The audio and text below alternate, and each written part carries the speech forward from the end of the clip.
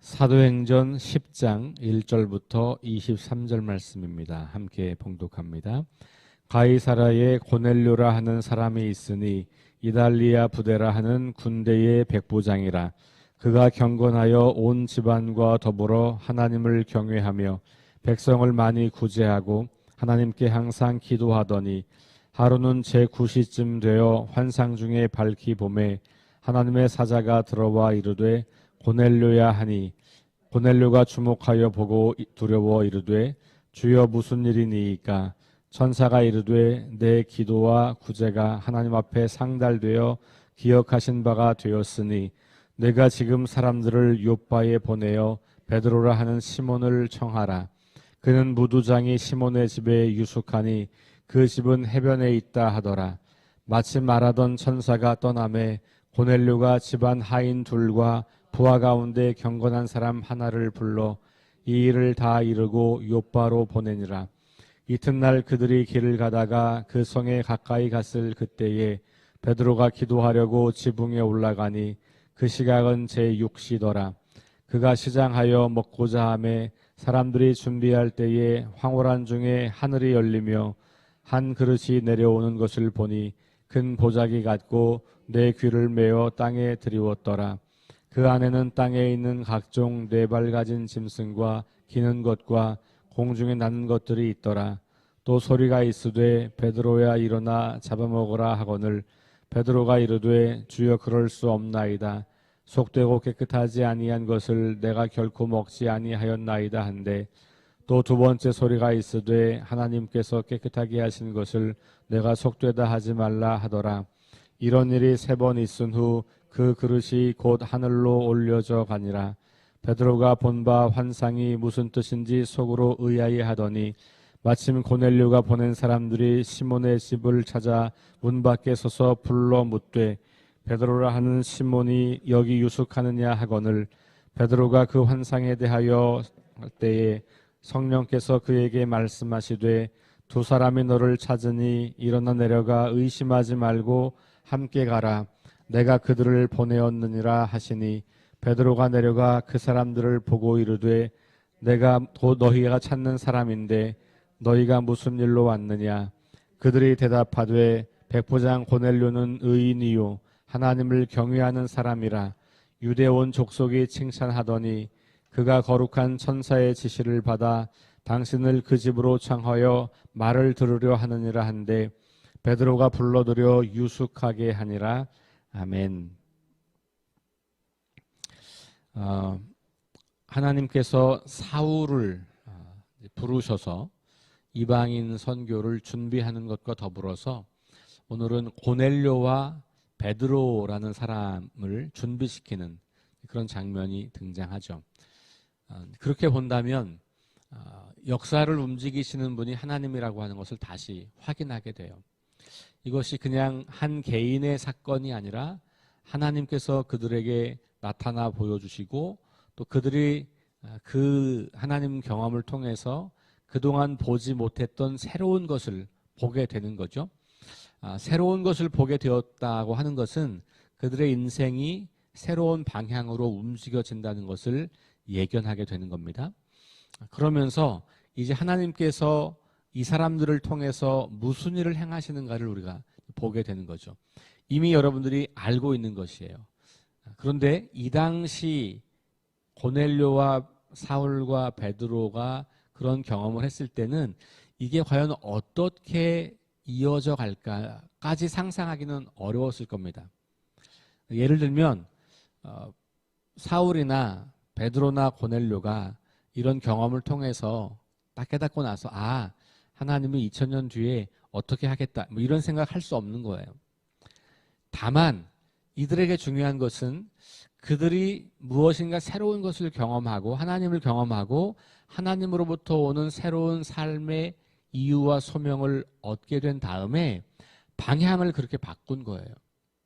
그래서 자기가 이제까지 살던 삶의 방식을 버리고 그들이 발견한 하나님 나라의 삶의 방식으로 인생을 살기 시작했고 그것이 자신의 삶의 이유와 목적과 소명이 된 거예요.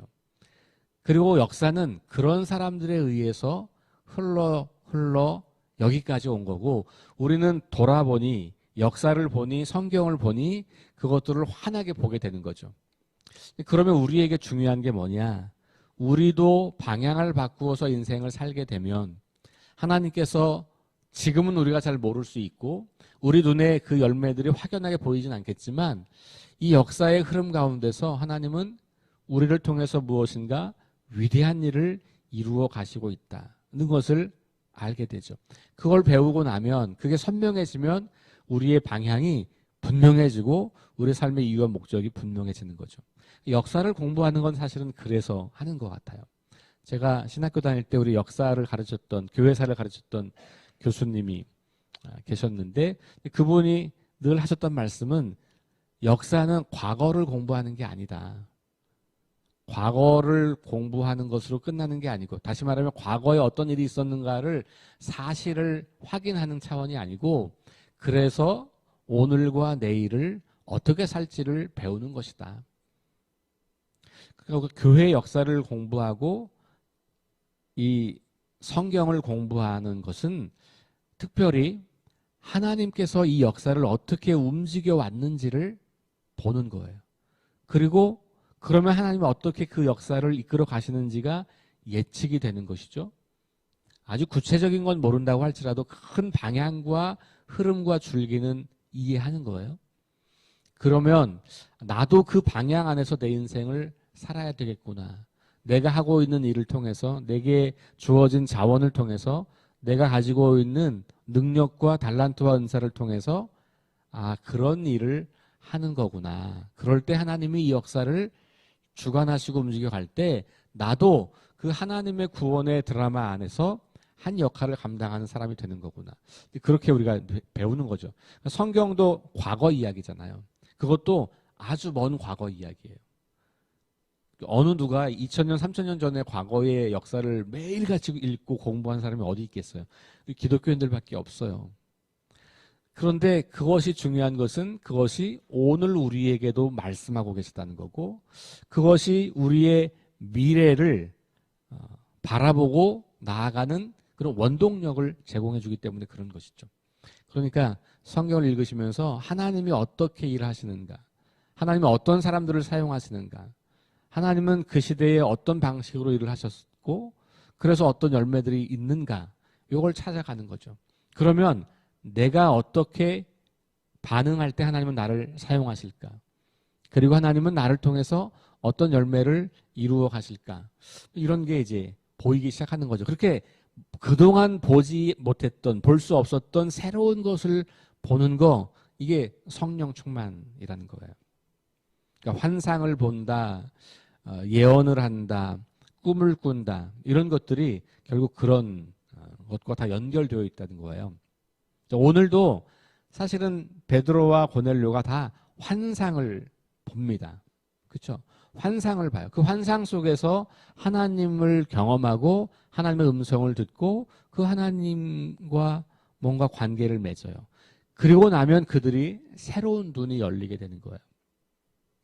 그리고 그 새로운 눈이 열리게 됐을 때 그들은 그 새로운 눈이 자신들의 앞으로의 삶을 이끌어 가도록 자기들의 인생을 거기에 던지는 거예요. 자, 오늘 고넬료 이야기부터 시작합니다. 가이사랴에 고넬료라 하는 사람이 있었다. 그런데 이 사람을 소개하는 걸 보니까 이달리아 부대라 하는 군대의 백부장이다. 그러면 이 당시는 로마의 식민지 지배 상황이었고, 그러니 여기 이달리아 부대의 군대의 백부장이라고 하는 말은 로마 제국의 군인이라고 하는 거예요. 백부장은 부하가 100명이라는 건데, 근데 그럼 지금 우리 식으로 따지면 뭐 한 중대장 정도 되는 거예요. 육군 대위 정도. 그런데 지위로 보면 지금 군대의 대령쯤 된다고 봐셔도 돼요. 그러니까 이 백부장이라고 하는 사람이 그 당시 가질 수 있는 지위와 권한은 굉장히 컸다라고 봐요. 그러면 이 사람은 유대인이 아니고 이방인이죠. 그렇죠?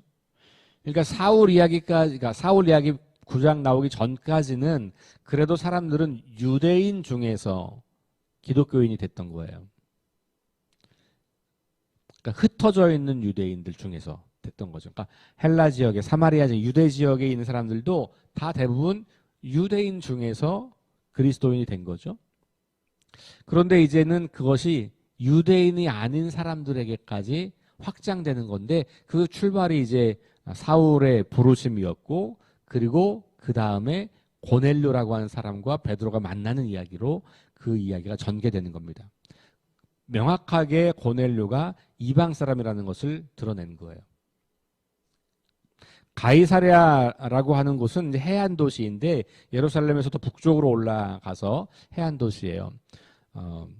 근데 이 해안 도시에 그 당시 로마 제국 당시에 이 팔레스타인 지역의 로마의 중심 도시라고 보시면 돼요.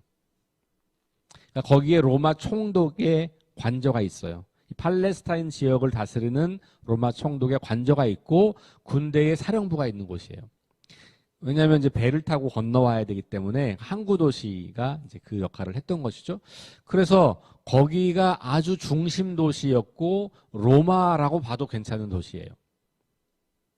그런데 그곳에 있는 이방인 로마 군인 중에 한 사람인 고넬료가 매우 경건했어요. 여기 보니까 2절 그가 경건하여 그 뒤에 하나님을 경외하며 이런 표현이 나왔잖아요. 요거 제가 지난번 말씀드린 것처럼 요거는 고유명사로 이 사람들을 하나님을 경외하는 자라고 부르는 거예요. 이게 그냥 고유명사예요. 이게 누구냐 하면 이방인인데 유대교가 믿는 하나님을 믿어요. 근데 유대교로 개종하지 않은 거예요. 왜냐하면 이 사람이 만약에 유대교로 개종하면 모든 로마로부터 주어지는 지위와 권력을 다 상실할 수밖에 없는 거겠죠.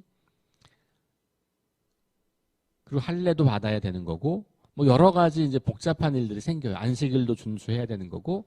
그렇진 않지만 여기 가이사랴에 와가지고 유대인들과 사귀다 보니까 저들이 믿는 하나님이 뭔가 정말 그런 좋은 그리고 정말 진짜 신인 것 같고 로마 제국 사람들은 다 신을 믿거든요. 신도 뭐 한두 신도 아니고 가는 데마다 신이 있는 거니까 엄청나게 많은 신들을 섬기는데 가만히 보니까 유대인들이 믿는 저 신이 진짜 같은 거죠. 그래서 하나님을 경외하는 사람이라고 하는 표현을 그런 사람들에게 쓰는 거예요.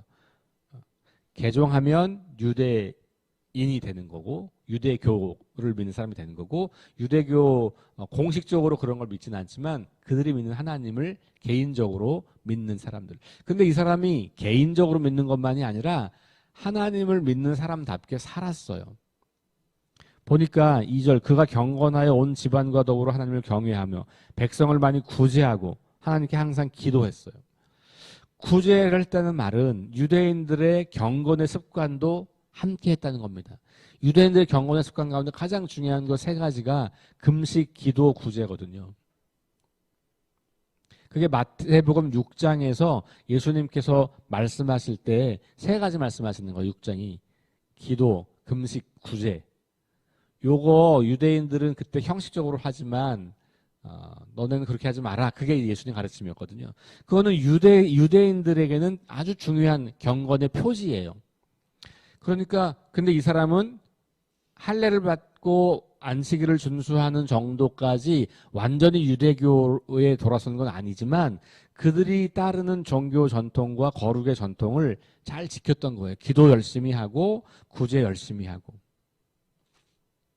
자, 그래서 그를 22절에 보면 이렇게 또 소개합니다. 백부장 집에서 온 종들이 베드로에게 백부장을 소개하는 거예요. 22절 그들이 대답하되 백부장 고넬료는 의인이요 하나님을 경외하는 사람이라 유대 온 족속이 칭찬한다. 그러니까 유대인들로부터 칭찬을 많이 받은 거예요. 로마 제국의 식민지 지배 국가의 군인으로 그 땅을 통치하고 다스리는 역할을 할 텐데 이 사람들이 그 유대 사람들한테 칭찬받아요. 이 어려운 일이잖아요. 예를 들면 우리 일제강점기에 일본군 누군가 여기 와가지고 이 서울 지역을 다스리는 순경이 있는 거예요. 그 뭐 경찰 청장 정도 되는 사람이 있는 거죠. 근데 그 사람이 우리 한국 사람, 조선 사람들을 너무 잘 돕는 거예요. 경건한 거예요. 하나님을 믿어요. 그래서 사람들이 야, 저 사람 참 괜찮은 사람이네 이랬다는 거예요. 이게 보통 일이 아닌 거죠. 그러면서 의인이라고까지 소개를 하는 거예요. 그러니까 종들이 보기에도 자기 주인은 정말 훌륭한 사람인 거죠. 물론 심부름을 왔으니까 그렇게 그냥 형식적으로 말을 할 수도 있겠지만 이 표현은 사실 여기 2절과 더불어서 이 고넬료가 어떤 사람인지를 잘 보여주고 있는 표현이에요. 그래서 그가 이방인이었지만 하나님과 소통을 잘한 사람이에요. 저는 여러분 여기에 좀 주목하실 필요가 있어요. 오늘날 이걸 우리 식으로 말하면 교회를 나오지 않지만 개인적으로 하나님과 친밀한 관계를 맺는 사람이 있을 수 있다는 거예요. 그리고 충분히 경건한 습관을 가질 수 있는 사람들도 있을 수 있다는 거예요. 물론 이제 우리가 그들에게 온전한 복음을 예수 그리스도의 그 부활과 그 생명을 전하는 것이 필요하지만 그 전 단계라도 여전히 그런 사람들 중에는 하나님과 소통하고 하나님께 겸손하고 하나님 보시기에 선하고 아름다운 삶을 사는 사람들이 분명히 있을 수 있다라고 하는 것을 우리가 염두에 두는 것이죠. 그리고 그런 사람들이 때가 됐을 때 우리 같은 사람들이 복음을 전하여서 이제 완전한 회심에 이르게 되는 것을 우리가 보게 되는 거죠. 베드로의 만남이 바로 그런, 그러니까 하나님께서 아무나 쓰시는 게 아니고 그렇게 준비된 사람이 있다는 것을 우리가 보게 되는 거죠. 아마 우리 주변에도 이미 준비된 사람들이 우리가 만나서 복음을 선명하게 전하기만 하면 우리 복음으로 돌아올 수 있는 사람들이 많이 있을 거라고 생각이 돼요. 문제는 이제 우리가 그런 사람들을 만나서 복음을 잘 전하는 것이 잘 되고 있지 않기 때문에 그런 일들이 잘 일어나지 않는 것이죠. 어쨌든 고넬료는 그런 사람이었고 그가 제9시쯤 기도할 때 환상 중에 이제 하나님의 사자의 소리를 듣는 거예요. 9시는 오후 3시예요. 신약 성경에서 시간은 플러스 6을 하면 지금 시간이에요. 근데 이제 우리 그 유대인들은 뭐 3시, 6시, 9시 이렇게 해서 기도하는 시간이었거든요. 이슬람 교인들은 지금 5번씩 기도하잖아요. 정해진 시간에. 그들은 그거 지키려고 엄청 애를 써요. 그런데 이 유대인들도 그런 습관이 있었던 거예요. 기도하는 습관.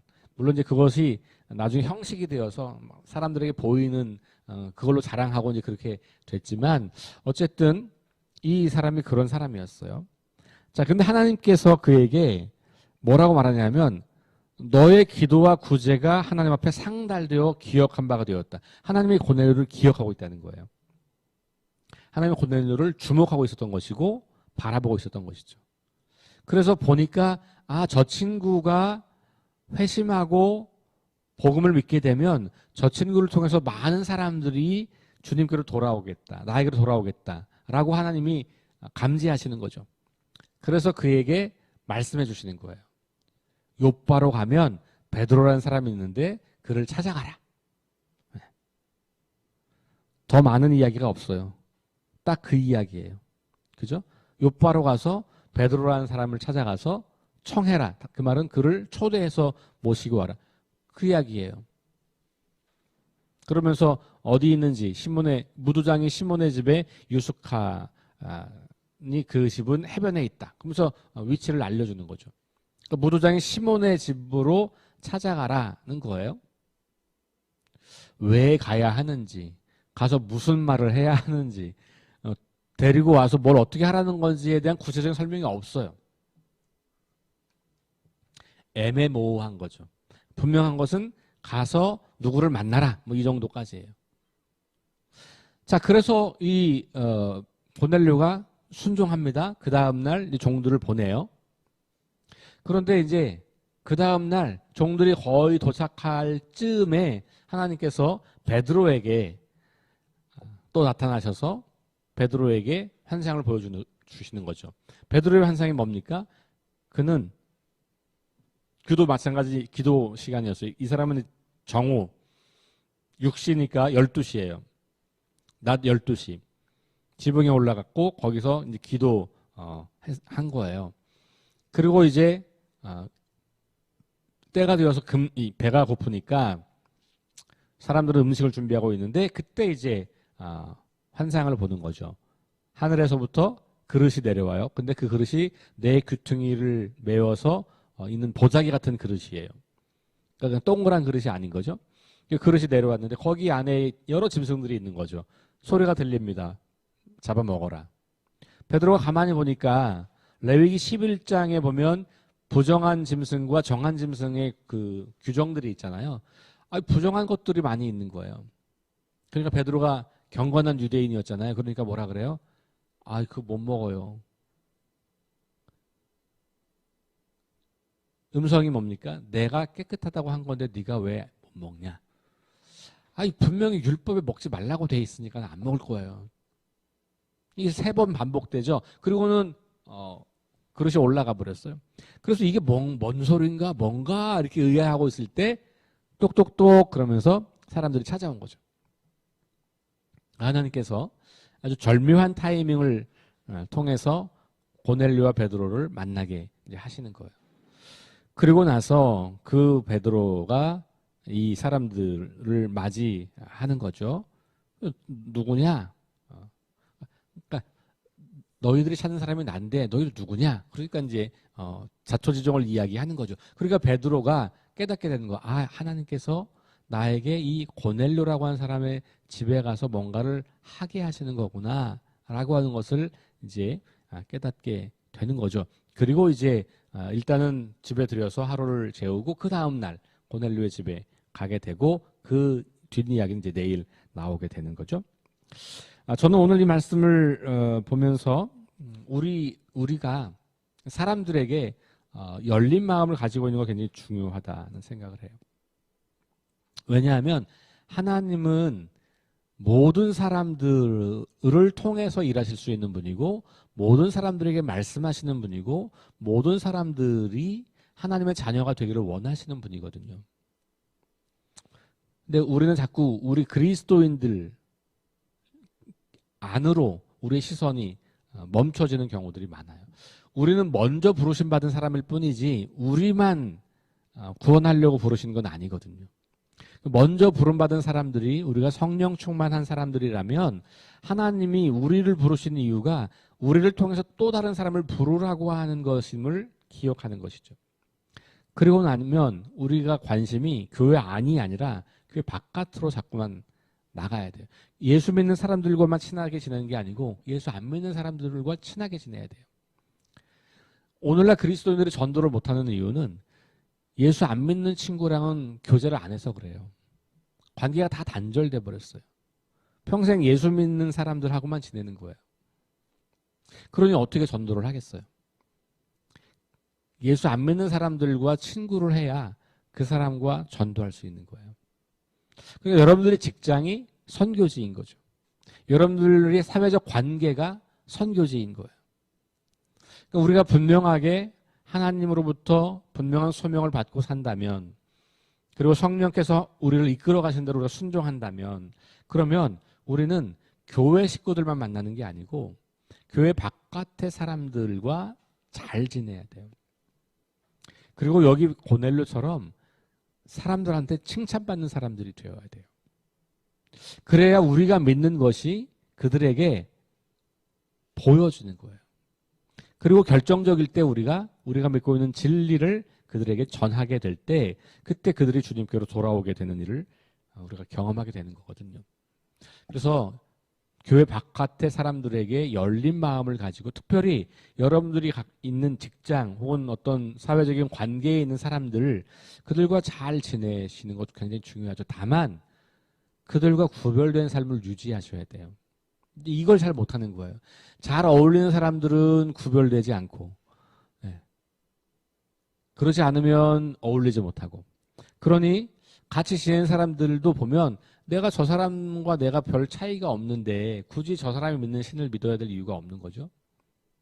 그러면 구별된 내가 직장이나 사회적 관계 안에서 그 사람들과 잘 지내고 신뢰관계를 형성하고 서로 정말 좋은 친구로 지내는 동시에 그런데 뭔가 다른 게 있어야 되는 거죠. 그게 경건이고 거룩이에요. 그래서 야, 저 친구는 나랑 너무 가까운 친구긴 한데 나랑은 다른 차원의 친구야. 이런 느낌인 거예요. 근데 그런 경건함과 거룩함을 유지하면서 그 사람과 신뢰관계를 맺고 좋은 친구가 되는 것이 참 쉽진 않아요. 그렇죠?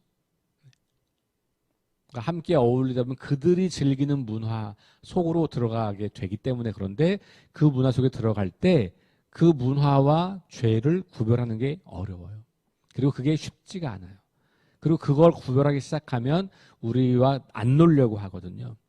그럼에도 불구하고 우리가 죄를 분리하고 그러나 그들과 함께 어울릴 수 있는 지혜를 구하고 그런 방법을 찾아가는 것은 굉장히 중요하죠. 그래서 교회가 필요한 거예요. 혼자 그걸 못하니 그런 이야기들을 나누고 야, 내가 이런 경험을 하고 있는데 내가 이렇게 하는 게 맞나?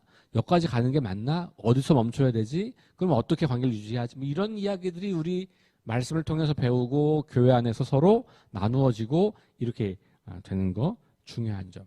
자, 그래서 열린 마음을 가지고 우리 사람들을 만난 자. 두 번째 아주 중요한 것이 성령님의 음성에 계속해서 귀를 기울이고 반응하는 거예요.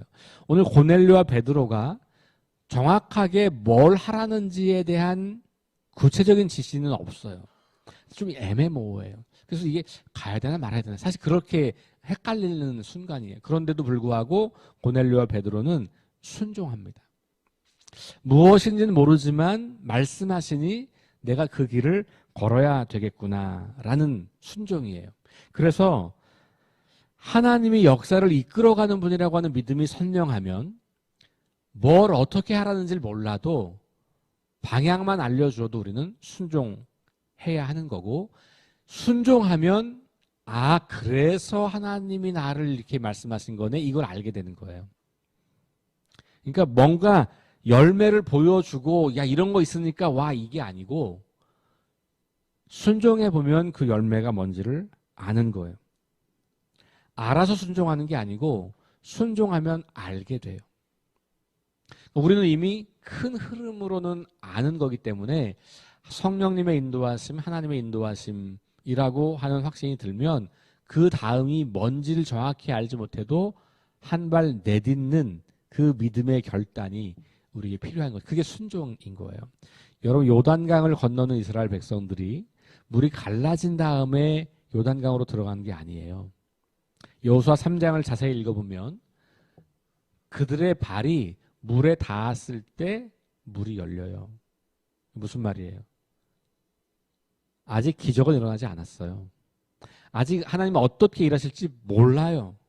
그런데 그 길로 가라고 하니까 들어간 거예요. 들어가자 물이 열리는 거예요.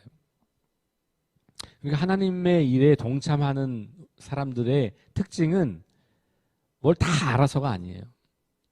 하나님께서 말씀하신다고 하는 확신이 들 때 아직 그게 어떤 건지는 잘 모르겠지만 믿음으로 반응해서 한 걸음을 내딛는 거죠. 그렇게 한 걸음 한 걸음 가다 보면 하나님이 하시는 일이 보이기 시작해요. 이런 경험이 반복되면 그게 믿음이 점점 강해지는 거죠. 왜냐하면 그런 하나님이 행하시는 일을 자주 보게 되기 때문에 하나님이 이런 분이라고 하는 게 선명해지고 그러면 그 다음에도 두려움 없이 그 길을 걸어갈 수 있는 것이죠. 그래서 믿음이 성장한다고 하는 것은 결국은 순종이 반복될 때 가능해져요. 왜냐하면 순종하면 하나님이 일하시는 방식과 하나님이 일하시는 것을 경험하기 때문에 그런 것이죠. 베드로와 사울과 그 다음에 뭐 이런 고넬료와 성경에 나오는 사람들, 특히 사도행전에서 말하는 사람들의 대부분의 특징은 그 성령님에게 반응하는 사람들이었다는 것이죠. 그래서 이방인들에게도 복음을 전하는 것이 주저되지 않았던 거예요.